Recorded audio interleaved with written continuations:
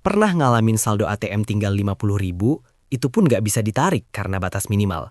Relate kan?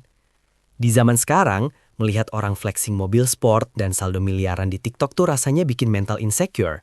Apalagi kalau ketahuan, ternyata mereka sultan jalur nasab alias pakai duit bapaknya, atau parahnya hasil trading abal-abal. Tapi coba bayangkan, ada seorang crazy rich sungguhan, hartanya tumpah ruah. Terus dalam semalam dia harus ninggalin semua hartanya, rumahnya, asetnya, demi agamanya. Pindah ke kota baru, jadi gembel, literally mulai dari nol. Tapi anehnya, gak sampai beberapa tahun, dia sukses mengguncang pasar kota itu dan jadi orang terkaya lagi. Pertanyaannya, kok bisa? Apakah dia pakai cheat code atau punya ordal, orang dalam? Selamat datang di Lorong Waktu. Hari ini kita akan bongkar rahasia bisnis, mental baja, dan taktik marketing dari Sang Sultan Madinah, The True Crazy Rich, sahabat Abdurrahman bin Auf radhiyallahu anhu. Kisah ini dimulai saat momen hijrah dari Mekah per Madinah. Abdurrahman bin Auf ini di Mekah aslinya udah tajir melintir, bos. Beliau pebisnis top, tapi kaum Quraisy ngasih syarat. Lu boleh hijrah ikut Muhammad, tapi semua harta lu, properti lu, kami sita. Kalau kita yang digituin, mungkin kita udah rebahan di pojokan sambil update status galau. Tuhan, mengapa ujian ini begitu berat? Tapi Abdurrahman, beliau bilang, ambil aja semua. Gue cuma butuh iman gue. Boom, mental baja, bukan mental kerupuk. Nah, sesampainya di Madinah, Rasulullah Shallallahu Alaihi Wasallam mempersaudarakan para pendatang Muhajirin dengan penduduk lokal Ansor. Abdurrahman dipersaudarakan dengan konglomerat Madinah Sa'ad bin Ar-Rabi. Saat ini baiknya nggak ketulungan. Dia bilang, "Bro Abdurrahman, gue ini orang paling kaya di Madinah. Harta gue kita bagi dua, 50-50. Bahkan kalau lu mau, pilih salah satu rumah gue buat lu tempatin." Bayangin, ada orang ngasih giveaway setengah kekayaannya tanpa diundi. Kalau kita mungkin udah langsung sujud syukur sambil teriak, "Alhamdulillah, cair bosku." Tapi apa jawaban Abdurrahman bin Auf? Beliau tersenyum dan menjawab dengan sebuah kalimat legendaris yang sampai sekarang bikin merinding para CEO. "Semoga Allah memberkati keluarga dan hartamu, wahai saudaraku. Tunjukkan saja kepadaku di mana jalan menuju pasar." What? Dikasih modal gratis nolak, malah nanya pasar. Disinilah rahasia pertama Sang Sultan, kemandirian. Beliau nggak mau jadi parasit. Beliau tahu mental pengemis akan membunuh insting bisnis. Tapi masalahnya, pasar Madinah saat itu, pasar Bani Koinuko, dikuasai oleh kartel pedagang Yahudi. Sistem mereka keras, monopoli, riba, dan pajak lapak yang mencekik. Gimana cara pendatang miskin menembus pasar mafia ini?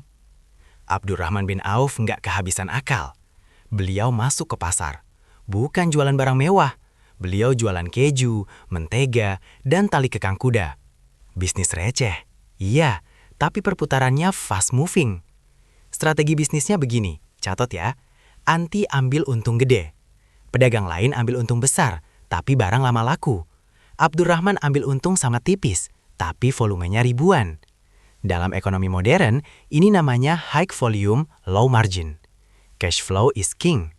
Beliau menghindari ngutang dan riba. Jual beli harus tunai, jujur, nggak ada cacat barang yang disembunyikan. Customer trust. Karena jujur, orang Madinah akhirnya malas belanja ke kartel lama dan pindah belanja ke lapak Abdurrahman. Hasilnya, pasar Bani Koinuka sepi, lapak Abdurrahman meledak. Suatu hari, Abdurrahman bin Auf datang menemui Rasulullah dengan pakaian yang ada bercak minyak wanginya, tanda orang habis menikah. Rasulullah bertanya, "Wahai Abdurrahman, kamu sudah menikah, pakai mahar apa?" Abdurrahman menjawab santai, "Pakai emas seberat biji kurma ya Rasulullah." Dari gembel, jadi punya emas batangan buat mahar. Prosesnya cepat banget. Saking suksesnya, Abdurrahman pernah berseloroh, "Seandainya aku mengangkat sebuah batu, niscaya aku akan menemukan emas atau perak di bawahnya." Ini bukan sombong, tapi saking berlimpahnya feeling bisnis dan keberkahan yang Allah kasih. Tangan dingin, Midas touch. Sekarang kita tarik ke zaman now. Banyak orang kaya yang stres karena takut miskin atau pusing mikirin cicilan barang mewah biar kelihatan elit. Tapi Abdurrahman bin Auf, beliau malah frustasi gimana caranya ngabisin uang di jalan Allah. Suatu hari, kota Madinah gempar. Tanah bergetar, debu mengepul tebal. Orang-orang panik, dipikir ada gempa bumi atau pasukan musuh datang. Ternyata apa? Itu adalah 700 ekor unta milik Abdurrahman bin Auf. Semuanya memikul gandum, tepung, dan makanan. Baru pulang dari Syam. Ketika istri Nabi, Aisyah radhiyallahu anha, mengingatkan tentang sebuah hadis bahwa orang kaya akan masuk surga dengan merangkak karena hisab hartanya yang berat, apa yang dilakukan Abdurrahman? Apakah dia bikin konferensi pers untuk klarifikasi? Enggak. Beliau langsung menyedekahkan seluruh 700 unta beserta isinya plus pelana-pelananya untuk penduduk Madinah. Beliau membeli surga dengan hartanya. Ini baru crazy rich. Nggak pakai mikir, aduh nanti balik modal nggak ya? Jadi, insight apa yang bisa kita curi dari sang master ekonomi Islam ini? Pertama, berhenti menyalahkan keadaan. Wah, gue nggak punya modal. Wah, keluarga gue bukan pejabat. Abdurrahman bin Auf membuktikan bahwa modal terbesar itu bukan uang, tapi skill, relasi, kemandirian, dan kejujuran. Kedua, keberkahan lebih dari omset. Percuma omset miliaran kalau hasil nipu orang atau main slot.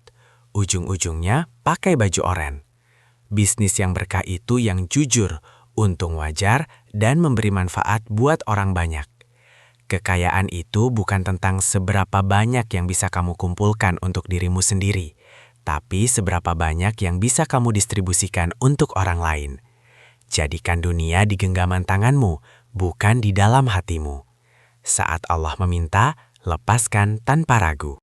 Nah, setelah mendengar strategi gila dari Abdurrahman bin Auf tadi, kira-kira kalau kamu dikasih pilihan modal 50-50 dari teman atau mulai dari nol ngebangun bisnismu sendiri, kamu pilih jalur yang mana nih? Tulis jawaban dan mindset kamu di kolom komentar ya. Mari kita diskusi bareng. Jangan lupa subscribe untuk kisah sejarah daging lainnya. Sampai jumpa di video berikutnya.